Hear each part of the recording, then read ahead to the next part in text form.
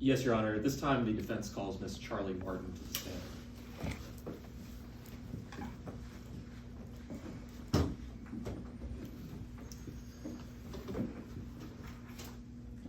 Permission to proceed. Good afternoon.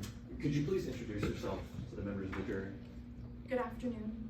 My name is Charlie Martin. What do you do for a living? I'm a volunteer at a local animal shelter right here in DC. I love to spend my time just taking care of and spending time with the animals who just need a little extra love. But I guess you could say I'm better known for my time on the saboteurs. Ms. Martin, could you tell the jury why you're here today? When I was competing on season 10, another one of the competitors, Rob Armstrong, he passed away. I'm just here to tell my side of the story. I want to give you the opportunity to do just that, Ms. Martin. We've heard a lot about your relationship with Rob Armstrong today. Could you tell the jury about it from your perspective? It was complicated. We met back on season 2 when we were saboteurs together, and we became great friends. But it was my first time on reality TV, and I guess you could say I was a little naive. At the end of the season, Rob betrayed me to win the show. Were the two of you still friends after Mr. Armstrong betrayed you? No. I mean, I understand why he did it, but the betrayal was really hard on me and my family. People found out where we lived. People started giving me death threats, and my mom, she had a heart attack, right? No, we weren't really friends. Thank you, Ms. Martin. I'm sorry. I want to talk now about what we've heard here today in trial. Were you here when Dr. Hartley testified earlier? Yes, I was. Do you remember her saying that Rob Armstrong inhaled a chemical called oxalic acid? I do. Ms. Martin, I want to be very clear. Did you put oxalic acid in Mr. Armstrong's diving mask? Yes, I did. Why did you do that? I thought it was safe. I mean, I had used the powder before, and it just smelled so bad that I thought Rob would smell it and ask for a new mask. Ms. Martin, did you ever think that Mr. Armstrong would actually put the mask on? No, never. Whenever we do diving challenges like this one, there's always a safety briefing for the contestants. The first thing they tell us in those briefings is that if we think anything is wrong or has been sabotaged, we don't go in the water. I never thought that Rob would put the mask on. All right, well, now I want to talk a little bit more about the sabotages on the show. Do you remember when Mr. Quaid just talked about the production memo that you signed? I do, yes. And to your knowledge, Ms. Martin, did you ever violate the terms of this memo? No, I mean, I couldn't risk being kicked off the show. Every sabotage I did, even the informal ones, I thought were safe. Ms. Martin, what do you mean by informal sabotages? Well, production approves one official sabotage for every challenge. Something like adding more obstacles to an obstacle course. But then there are the informal sabotages, the ones thought of by competitors and saboteurs. Production doesn't necessarily approve those sabotages, but they've never stopped them in the past. I've seen every season of the show, and the informal sabotages have just gotten so intense. Ms. Martin, could you give the jury a few examples of the informal sabotages you've seen? Well, a couple years ago on season 7, someone put poison ivy all over another person's jigsaw puzzle. In season 8, someone put cinnamon in another person's diving mask. And in season 9, someone put Clorox all over another person's food during an eating challenge. Things like this have become pretty common in the past few seasons. Objection, Your Honor. At this time, under a specific piece of case law, State v. Bernardi, if I may be heard. Sure. While I look that up, what is the, that sounds like the argument for your objection. What is the rule you're objecting to? I'm objecting under Rule 401 relevance. Okay. Now, remind me what page. That's going to be on page 2. All right, go ahead. Yes, Your Honor. I would like to point the court's attention to one of the last few lines. without an explicit nexus between the evidence being presented and the defendant's own mindset, actions, or understanding of the circumstances that lead to the death of the victim. Evidence of the reckless or negligent acts or omissions of others is likely impermissible presentation. Your Honor, we've just heard testimony regarding other sabotages from previous seasons. However, Ms. Martin's actions, other actions of other individuals in other seasons does not equate Ms. Martin's own actions. And furthermore, this explicit nexus that State v. Bernardi outlines, it must be shown in court today. Opposing counsel's testimony here regarding this goes nowhere to putting oxalic acid in the decedent's mask. That does not pertain to this charge right now. Therefore, this is irrelevant testimony. Any response? Yes, Your Honor. In terms of the explicit nexus as outlined in Bernardi, if I can point the court's attention to Rule 104B, relevance that depends on a fact. This rule states that when the relevance of evidence depends on whether or not another fact exists, that evidence may be introduced conditionally on the understanding that that evidence to make the original contention relevant will be admitted later on. If I may make an offer of proof. Go ahead. Your Honor, I'm going to be asking Ms. Martin how the informal sabotages as well as other parts of the saboteur's environment influenced her decision making. And that will outline the explicit nexus as to why Ms. Martin made the decisions that she did as a result of hearing things like these informal sabotages and other parts of the show's environment. Any others? Yeah, go ahead. Yes, Your Honor. Under Rule 104B, it does reserve the right of the objecting party to re-raise if that is not shown on the record. Therefore, I would ask to potentially re-raise if that is not shown on the record. Please do. Yes, Your Honor.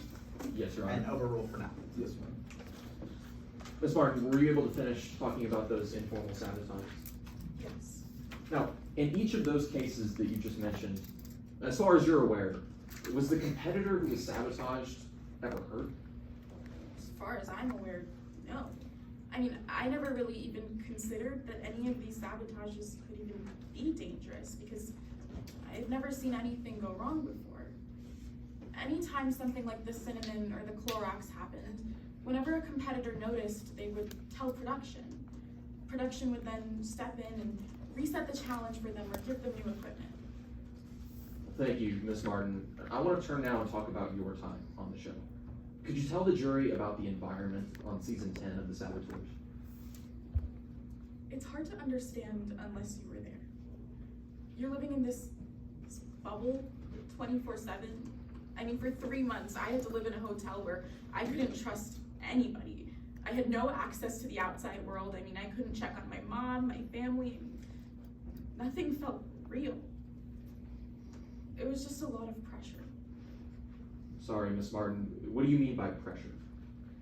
Well, I mean, for instance, because it was the all-star season, production told us that they wanted more drama, more danger. I mean, they had the entire season planned out for us, our character arcs, our sabotages, even some of the fights that we got in. They never forced us to go along with it, but they would just continuously remind us what they wanted, and I felt like I had to go along with it. Could you elaborate on that feeling, Ms. Martin? Why did you feel like you had to go along with it? Well, the night I was made a saboteur, production pulled me aside and told me they had this ultimate redemption arc planned for me. I wanted that, I needed that. But if I didn't say the right line, if I didn't win a challenge, if I even walked by Rob without picking a fight, they'd pull me aside and tell me that everything that happened after season 2, the harassment and my mom's heart attack, all of it would happen again. Ms. Martin, taking into account that environment and those informal sabotages you mentioned earlier, how did that affect your decision making on season 10? All of that control just, it made me feel like nothing was real. Nothing I did could even be dangerous. I mean, production told us that they wanted us to be creative, they wanted us to improvise, and they told us that everything would be safe. Objection, Your Honor, at this time to hearsay, if I may be heard, to production statements. Your Honor, those are out-of-court statements being used for the truth of the matter, specifically the second one, that they wanted them to be creative. That is going to the defense's entire contention in today's case, that Ms. Martin felt the understanding to go above and beyond outside what she signed in the memo and other already established rules. Sure. Any response? Yes, Your Honor. As opposing counsel just outlined, it is our contention in today's case that Ms. Martin felt a certain way as a result of these statements. And that outlines that these statements are being used not for the truth, but rather for the effect on the listener, Ms. Martin in this case. We're not concerned with what production is actually wanting or valuing. We're concerned with what they told Ms. Martin and how she acted accordingly. The question I asked her was how this affected her decision making, and these statements are being used to show that. Any response on that? Yes, Your Honor. As opposing counsel just mentioned, they are using it for the true value. They do believe that her production did want her to go do creative things. Your Honor, therefore, it is implicating the 801 rule of hearsay because it is a truth of the matter that they intend to use, and they are offering it to the members of the jury. If they do not intend to use it for the true value, then I'd ask for a limiting instruction. Otherwise, they would call into the questions of relevance. That's a fair suggestion. I'll overrule the objection with a limiting instruction. Yes, Your Yes, Your Honor. Ms. Martin, if you could you continue your answer? Sabotaging Rob was supposed to be just that, something creative and safe. I was just doing what I thought was normal for the show. Ms. Martin, I'm sorry that I have to ask you this question, but was it ever your intention to kill Rob Armstrong with any of your actions on the show? No, never. I mean, yes, our relationship was complicated, and yes, I was upset with him, but I just wanted Rob to lose the game, not his life. I thought everything was under control. I thought it was all safe. I never thought that this could happen. Thank you, Ms. Martin. No further questions at this time, Your Honor.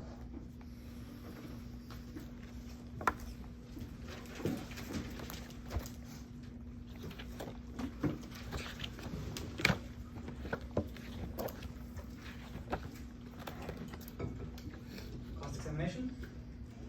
Yes, Your Honor. We will be setting up a demonstrative aid in the well. Opposing counsel has seen it.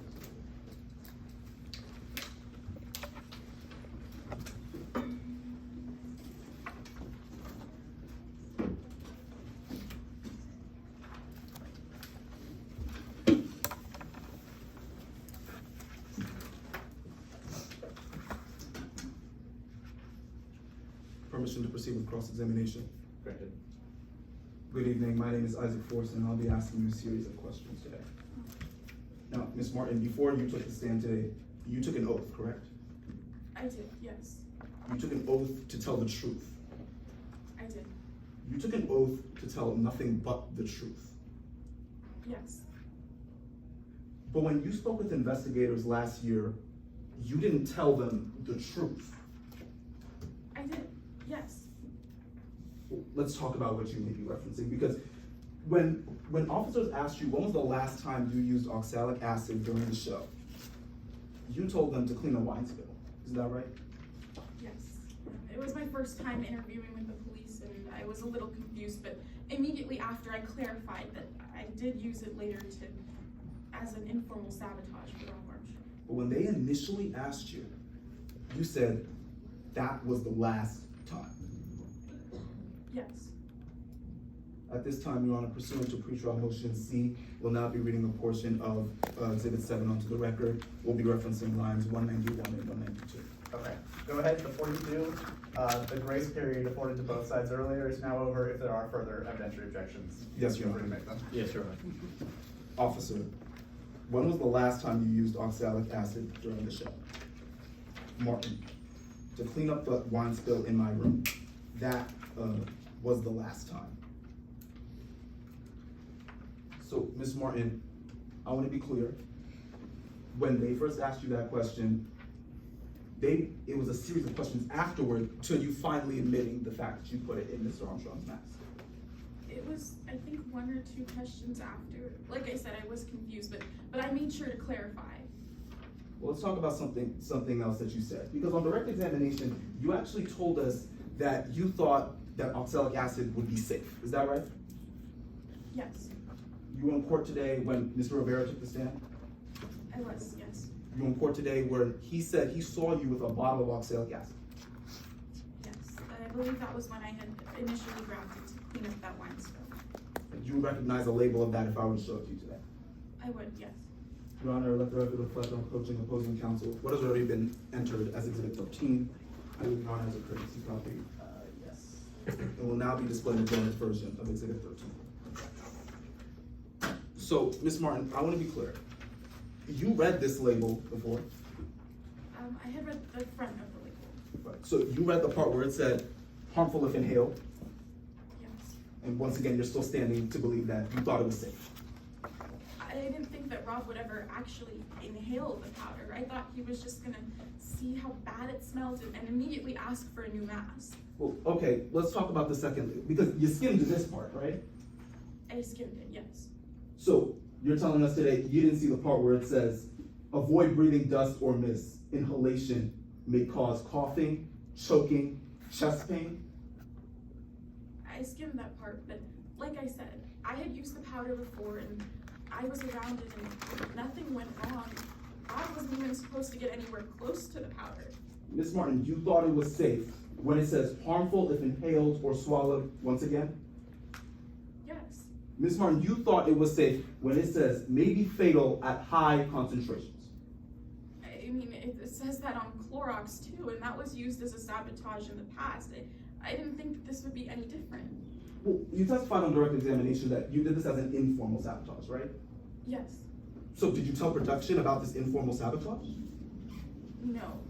Technically, the informal sabotages are against the rules, but productions never stopped them in the past. So you didn't tell production, but you testified on direct examination that you thought Rob would just quit if he knew that the sabotage was too bad. That's what you said on direct examination? Well, like I said, whenever there's a diving challenge like this one, they always tell us that if we think anything has gone wrong or been sabotaged, we might risk going into the water. That's what I thought would happen. Okay, so did you tell the safety gear officers that you put oxalic acid into that mask? No, But once again, you're still standing with your testimony that you thought Rob would stop once he thought there was a sabotage. yes. When he'd smelled the powder and how bad it smelled, I thought that he would ask production for a new mask. Ms. Martin, I want to talk about something else. Because you'd agree with me that you didn't just put one scoop of oxalic acid into Mr. Armstrong's mask. I believe I put one full scoop and then just a pinch more. Well, when you mean a pinch, you mean 2 more scoops after that. Isn't that correct? Yes, but I just wanted him to smell the powder. If I put any less, he might not have smelled it, and then he would have continued to sabotage the challenge. Well, Ms. Martin, I want to be clear. Now you're telling us it was 2 or 3 more, but it was still a pinch. Well, it was just a little bit more powder. The scoops that I had put, the second and third, I believe, were only half scoops or a little bit less than that. I wasn't trying to use too much, but just enough to where he would smell it and ask for a new mask. Well, Ms. Martin, you put it 1 to 2 inches from his face. Am I correct? It was never supposed to get that close to his face. Okay, so after you finished the challenge, did you finally tell somebody, oh, I put acid in Mr. Armstrong's mask? I told the police officer. You told the police officer right after the challenge finished that you put an oxalic acid in the mask? Not right after the challenge, no, but during the interrogation. So I'm talking right after the challenge, you did not tell anybody that there was acid in Mr. Rob Armstrong's mask. No, I didn't. And I want to be clear, your interrogation actually happened a month after the ending of filming, am I correct? Yes, it did. Ms. Martin, we've talked a lot today about sabotages, but I want to be clear, you'd agree that all of the sabotages were supposed to run through production, correct?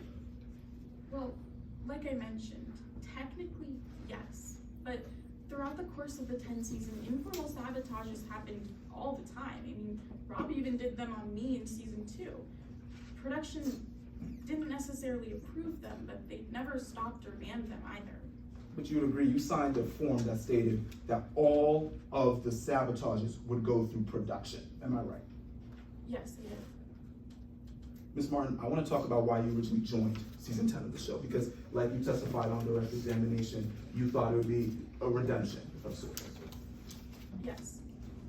But it was an opportunity to win, am I right? Yes. Because of what happened after season 2, I haven't been able to find work, and with my mom's medical bills, I needed the prize money from this season to help her. Exactly, so you wouldn't do anything to win. I needed to win. Yes, And you wanted Mr. Armstrong to hurt, am I correct? I didn't want him to get physically hurt, but I did want him to understand the pain that I felt. Right, you wanted him to feel the pain that you felt for 6 years. Yes, You wanted him to pay retribution for what he did to you. I wanted him to understand the betrayal, but I never wanted to physically hurt him. Well, once again, you're saying you didn't want to physically hurt him, but you thought about putting oxalic acid in his drinks? Yes, but I realized that he wouldn't be able to smell it. Right, well, you thought about putting it in his food then? Yes, but again, if I did that, I realized that there was no chance of him smelling the powder, and so I put the powder in a place where I thought he would be able to smell it and ask for a new mask. Well, I asked about putting it in his food. You would agree that's what you thought about doing? Yes, but I didn't do that. Ms. Martin, you would agree with me that you were just waiting for the right time to use oxalic acid on Mr. Armstrong. Well, I had only had the idea that morning of that final challenge to use it because I was planning on returning it after the wine spill, but when we were filming some B-roll footage and I was around all of the equipment, I realized that I could use how bad the powder smelled as an informal sabotage. That'd be a yes to my question. You were simply just waiting for the right time to use it on Mr. Armstrong. Yes. I have nothing further, Your Honor. Redirect? Yes, Your Honor, I just asked that opposing counsel leave up the demonstrative real quick, sir.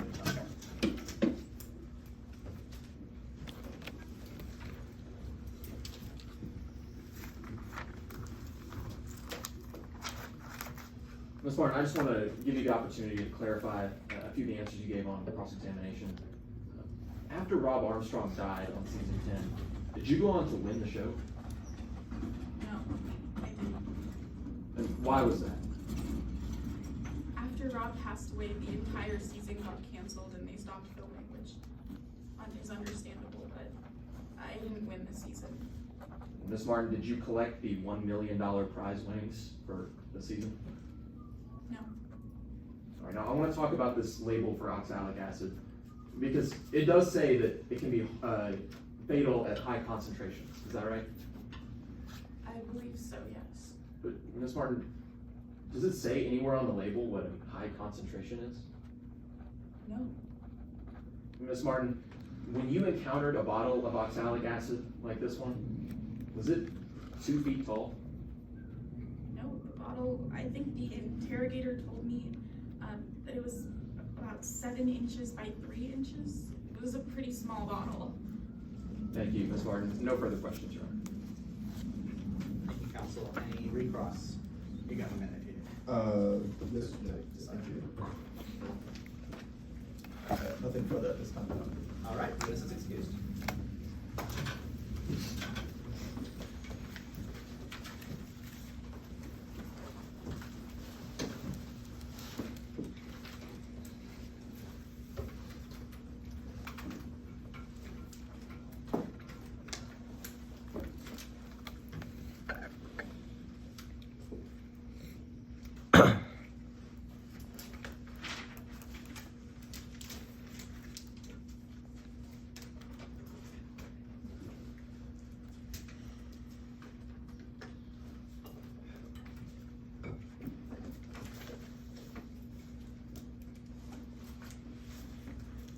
All right, next witness.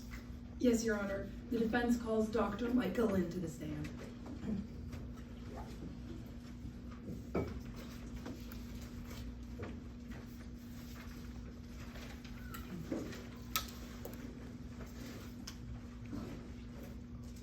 Good afternoon. Could you please introduce yourself to the court? Good afternoon. I'm Dr. Michael Lynn. What do you do for a living, Dr. Lynn? I'm the chief psychologist of the Forensic Evaluation Center here in Midlands. And what do you do at the FEC? Well, our job at the FEC is to perform psychological evaluations of defendants in criminal court cases, which is actually exactly what I've done here today with Ms. Charlie Martin.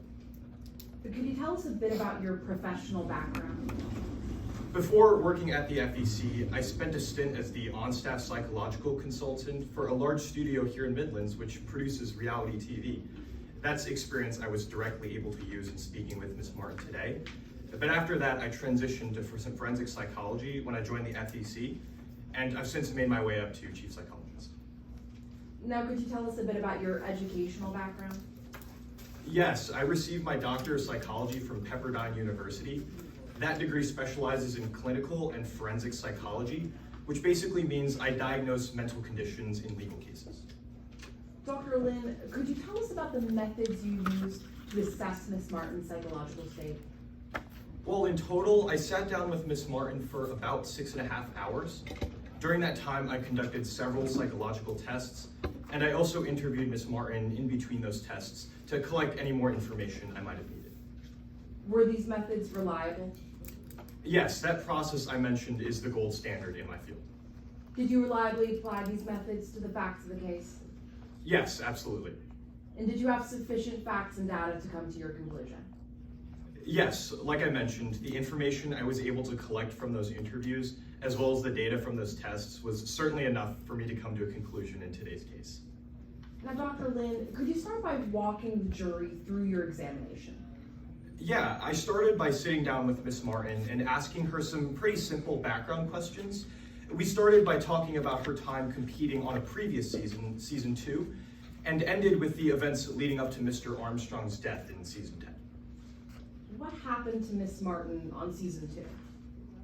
Yeah, well, at the beginning of our conversation, she actually told me she had become pretty close with Mr. Armstrong at the beginning of the season when the two had competed together, to the point where she actually considered him to be a lifelong friend. But then, towards the end of our conversation about season 2, she made it clear to me that Mr. Armstrong had betrayed her in order to win the show and have her eliminated.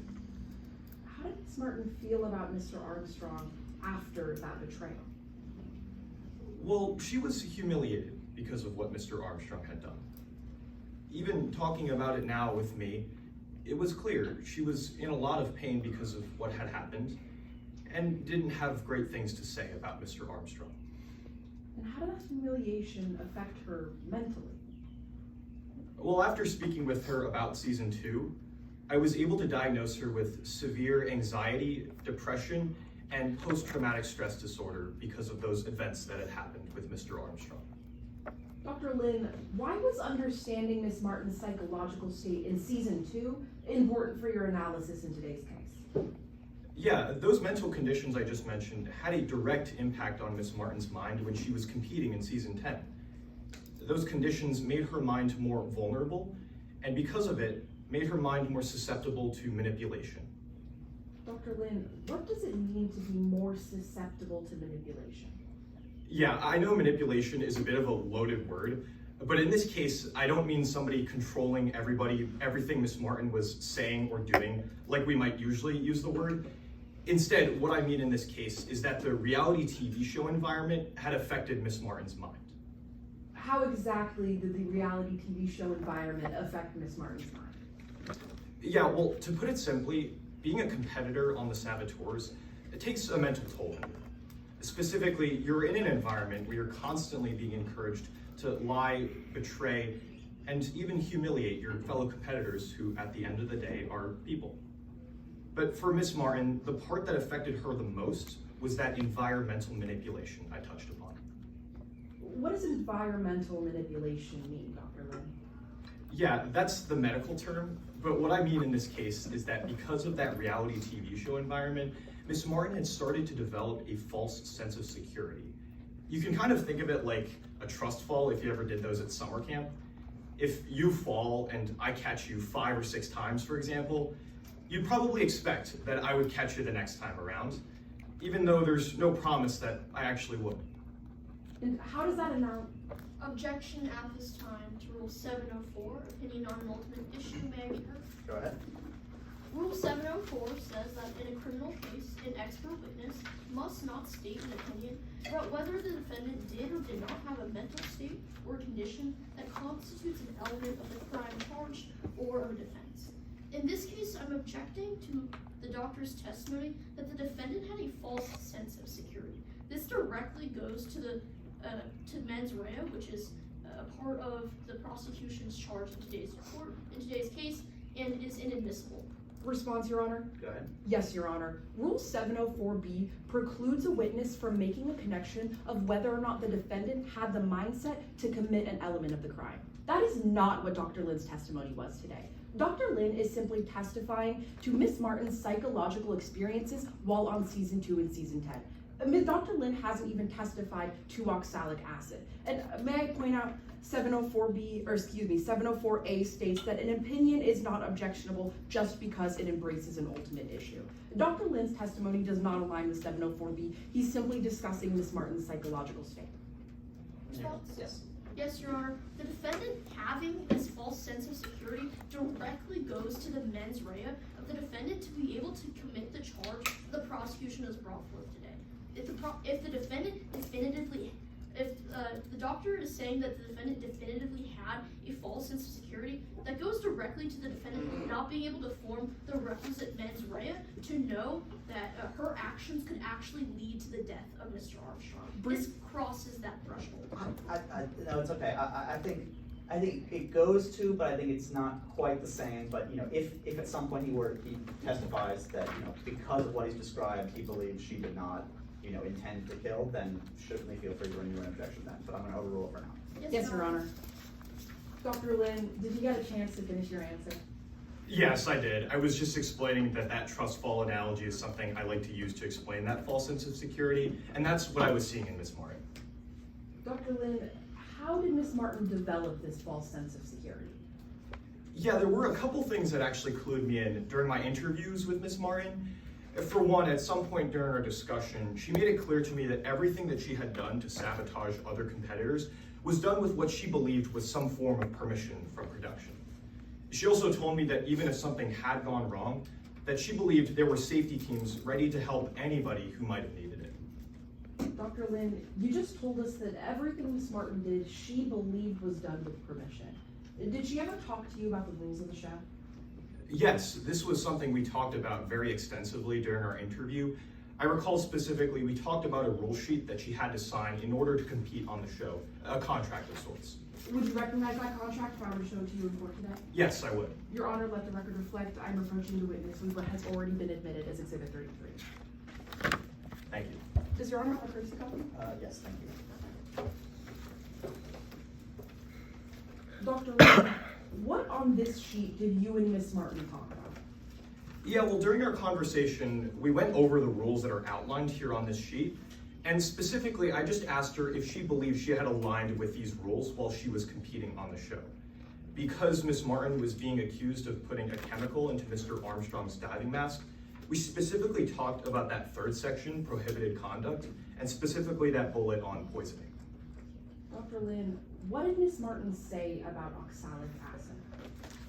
Well, when we talked about oxalic acid, she made it explicitly clear to me that even in doing that, she didn't believe she was violating any of the rules that are listed here. What she described to me was that by putting that oxalic acid in Mr. Armstrong's mask, she was trying to prevent him from entirely competing in the game, not to poison him like the rule says. You can put that down for me, Dr. Lynn. Now, given all of this information, what conclusion did you come to in today's case? Well, overall, given that reality TV show environment that Ms. Martin was exposed to on the Saboteurs, I was able to conclude that during season 10, Ms. Martin had started to develop a false sense of security. Thank you, Dr. Lynn. No further questions, Your Honor.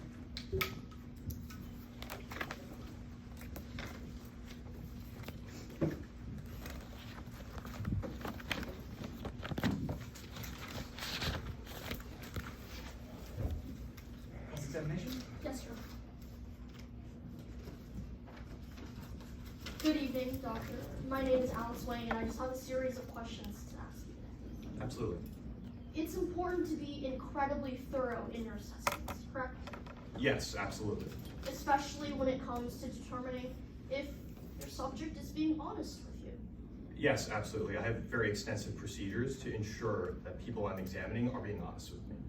For example, if the defendant was being dishonest with you, if you believed she's being dishonest with you, you would note that in your report. Yes, that is actually one of my policies, but entirely if I believed that Ms. Martin was being dishonest, I would actually terminate my examination and I wouldn't be testifying here today. The defendant told you that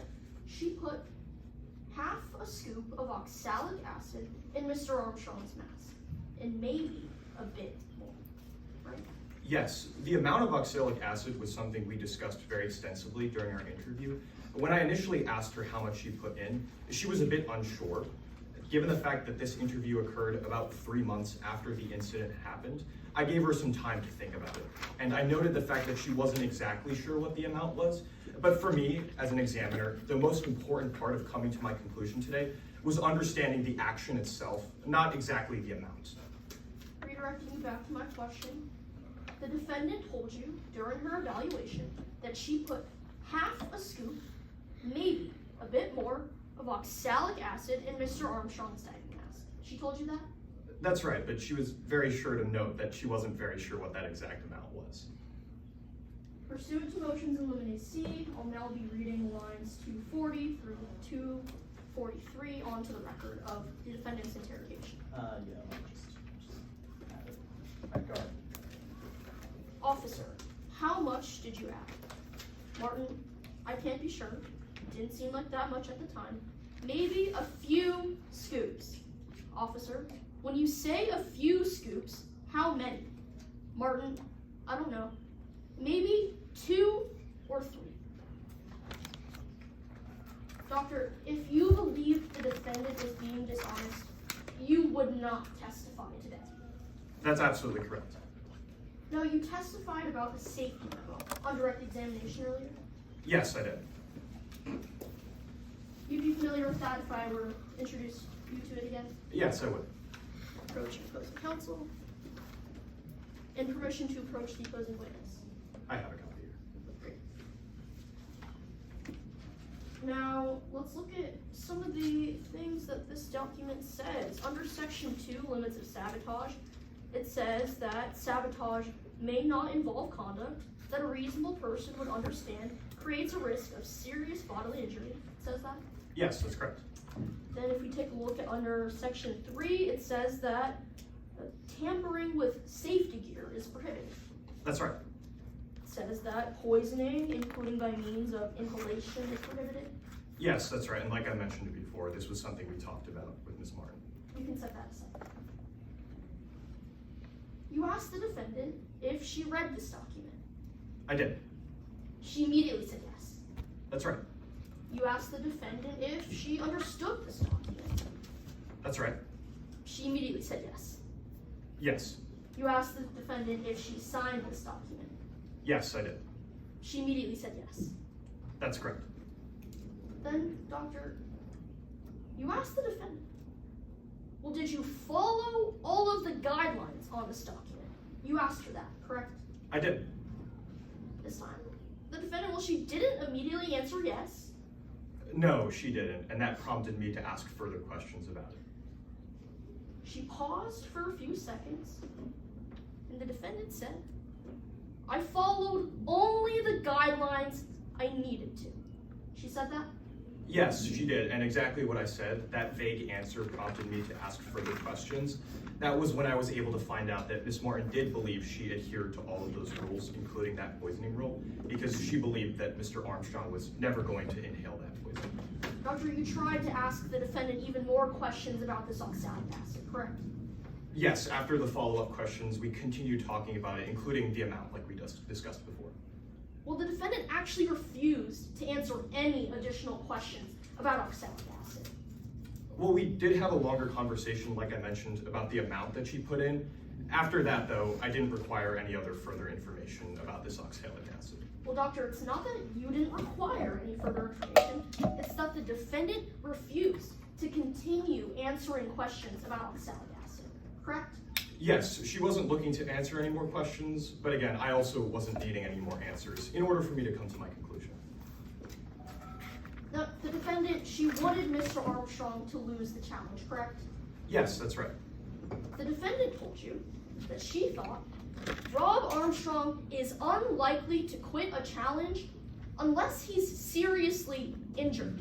She said that to you? Yes, she did. She also added that Mr. Armstrong should know the safety precautions on the show.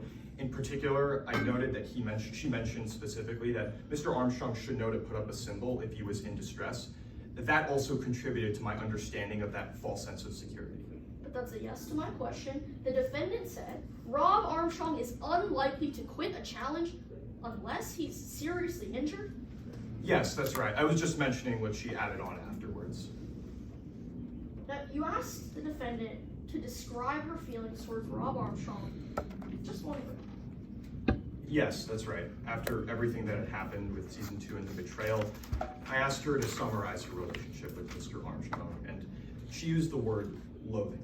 Like I said before, she didn't have great things to say about Mr. Armstrong. The one word that the defendant had to describe Mr. Armstrong was loathing.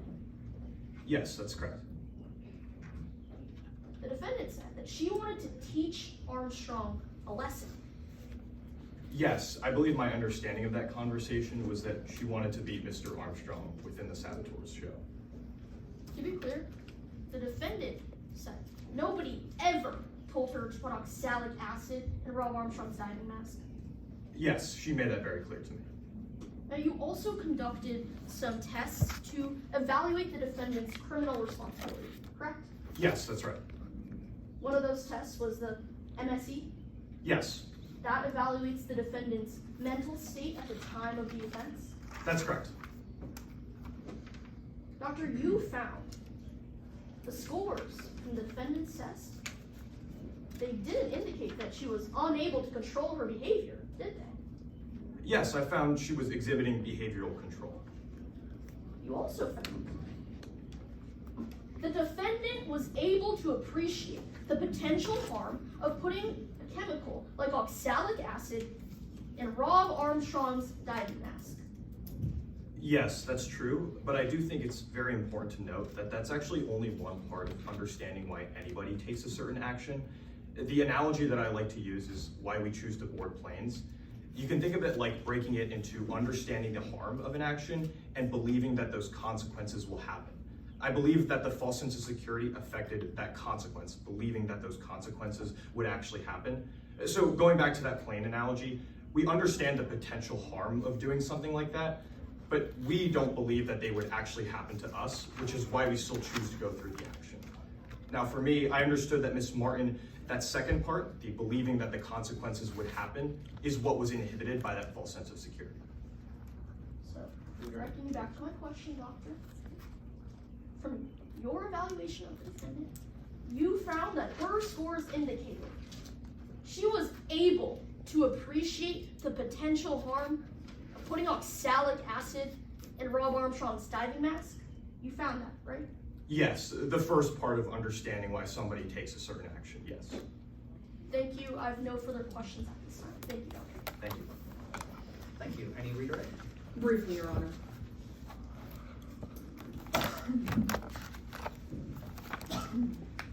Dr. Lynn, before Ms. Martin told you how much oxalic acid she put in that mask, did she tell you why she put it in the mask?